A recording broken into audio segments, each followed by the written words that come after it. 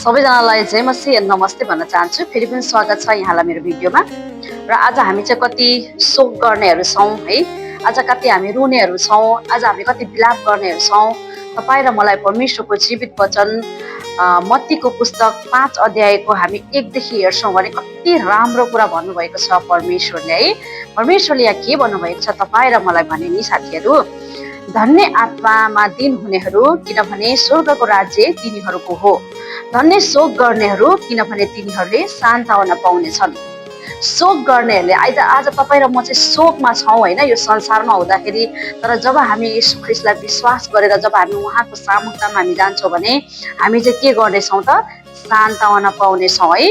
धन्य नम्रहरू किनभने तिनीहरूले पृथ्वीको अधिकार पाउनेछन्।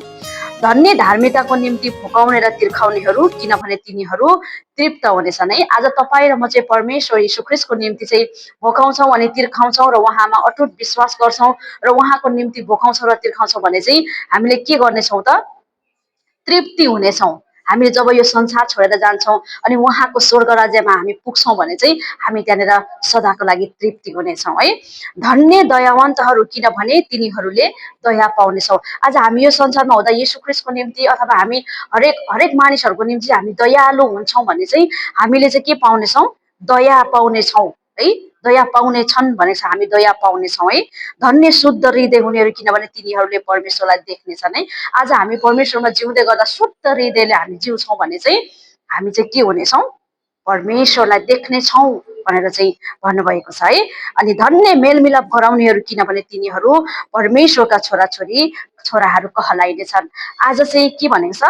धन्य मेलमिलाप गराउनेहरू, जसले चाहिँ मेलमिलाप कसैले गराउँछ भने चाहिँ त्यो चाहिँ परमेश्वरको छोराछोरी कहलाइनेछ है। धन्य धार्मिकताको निम्ति सताइनेहरू किनभने स्वर्गको राज्य तिनीहरूकै हो।